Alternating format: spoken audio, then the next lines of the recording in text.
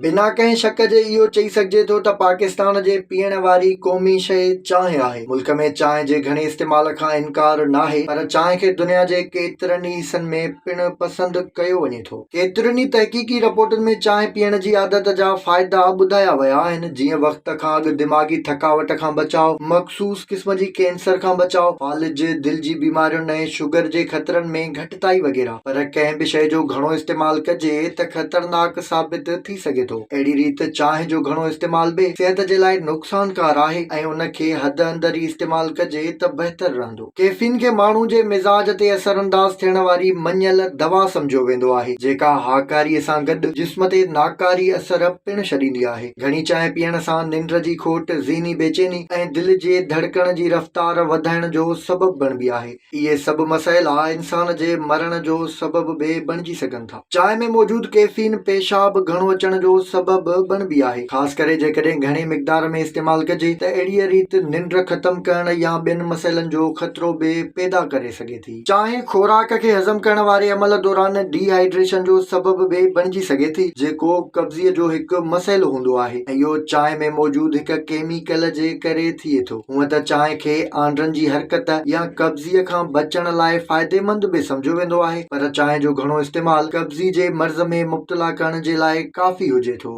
चांहि में मौजूदु कैफीन रत जी रगुनि जे निज़ाम जे लाइ सुठी नाहे हूंदी ऐं उनखे घणे मिक़दार में जिस्म जो हिसो बणाइण दिलि जी बीमारियुनि जो सबबु बणिजी वेंदो आहे। हिकु तहक़ीक़ मां साबित थियो आहे त मर्द औरतुनि जी भेट में घणी चांहि पीअंदा आहिनि ऐं उन्हनि में मसाने जी कैंसर जो ख़तरो बि वधीक हूंदो आहे, जेको चांहि पीअण जो सभ खां वॾो नुक़सानु आहे।